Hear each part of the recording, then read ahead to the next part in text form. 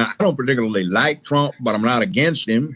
I did not vote for that damn fool that they had running against him, that racist dog, what I heard the first time in 1972 when I was doing an intern thing at a D.C. think tank, when he was out there with James O. Eastland, John B. Stennis, Faubus came in from Arkansas. That's the fool who said they'd never integrate the Little Rock High School.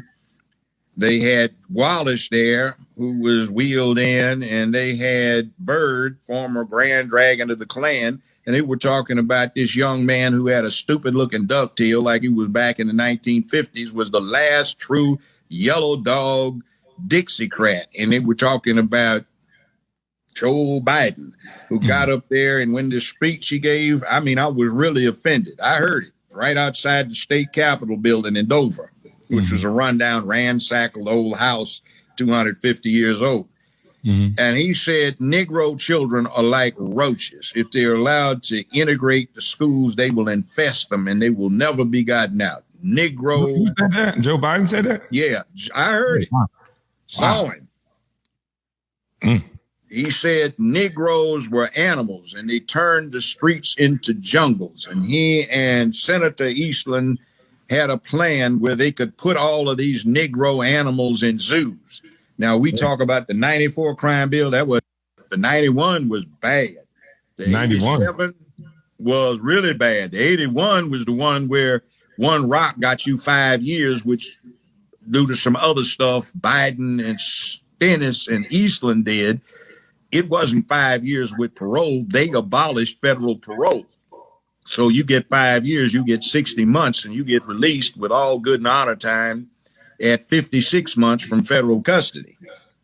And then that was the 81 when then there was a 79 and the 77. So let's give blame where blame is due. That bastard has been a racist dog, and he used to talk about he understood the Negro because he was raised in Delaware. And he said Delaware was a proud slave-owning state that basically copped out by not going with the South during the rebellion as it should have, because they were too close to D.C. to not be intimidated. So I listened to this racist dog. I kept up with him because I was practicing criminal law, and federal criminal trials became almost a lynch thing because of what is allowed. By the way, if you ever get interrogated by the feds, never say, I don't know what happened. I don't know anything about it. Because you will get convicted on one count of an indictment making a knowingly false statement to a federal investigator. You know why? Because they tell you what you're there for. So you know what you're there for. So when you say, I don't know nothing about it, you did because they told you. If with the feds, you say, I have nothing to say, or I refuse to make a statement. I want a lawyer. But if you're talking with the state, you say, I don't know what you're talking about. You know. But with the feds,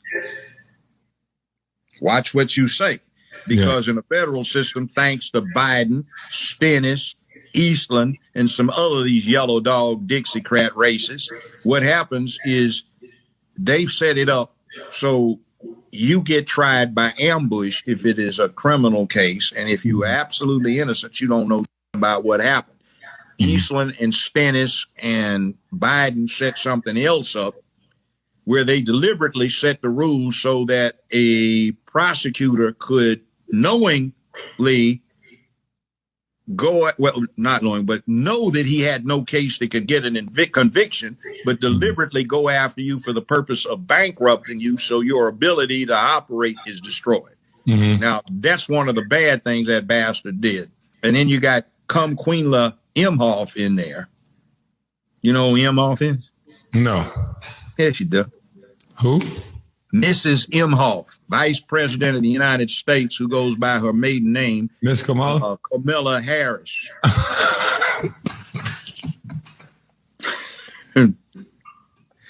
She's got 2 Jewish children she adopted. She married a Jewish husband who's got a interesting. I'm scared to talk about Kamala Harris. I'll let you have that one. She's a witch, and she is a corrupt witch. She's been corrupt her whole life, and she f***ed her way to the top.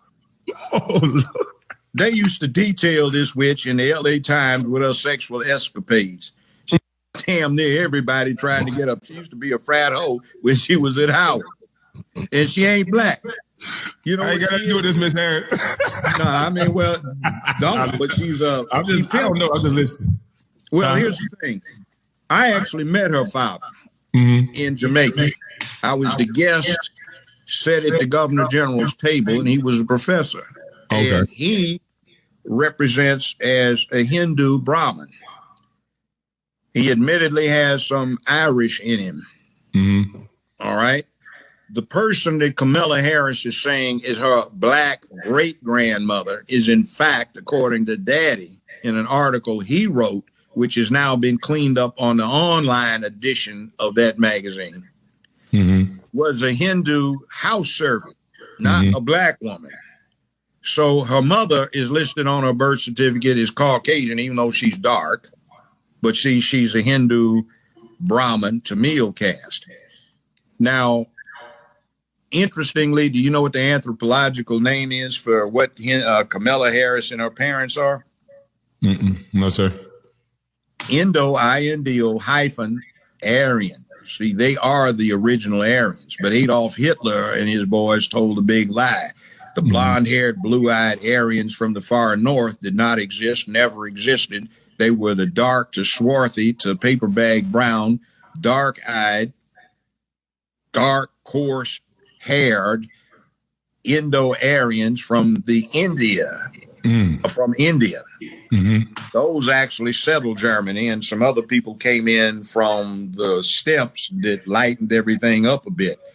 So that lie is being told. So you get the Aryan Brotherhood, the Aryan Nation. What's going on is the Aryans, they claim to be one with, look like Come Queen Harris. You know, I guess what she did is, you know, LA Times ranked her out. I was out in LA, you know, when she was really. I can see this article. Before that, she got out and they ran a thing that when she went to law school,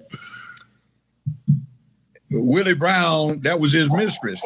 They used to have guards. I heard about that. Where they had one I loved. It was a scene, Willie Brown sitting behind a desk with his tongue hang out and Camilla raising up after doing him, you know. And they ran this thing where he got her a job with a medical supply company that did business with the city of San Francisco. He got her a gig for 15 hours a week for $72,000 a year. And you have to understand that was 35 years ago. And then when they carried a thing where she moved up to 20 hours a week, she getting paid $120,000 for a part-time gig, and he bought her a 750i BMW. She was earning that. So then she had this thing where she was trying to get on with this big firm. They wouldn't hire, so she started one of your buddies, an NBA player who was their biggest client. So she got hired. So then they ran a scandal sheet on her where she was trying to get on with the DA's office, so she started the deputy chief DA to get on. So, all right, everybody, the truth, the whole truth, and nothing but the truth from a judge, a respected judge in the American court system, a lawyer admitted to the bar, and an officer of the court. Judge Joe Brown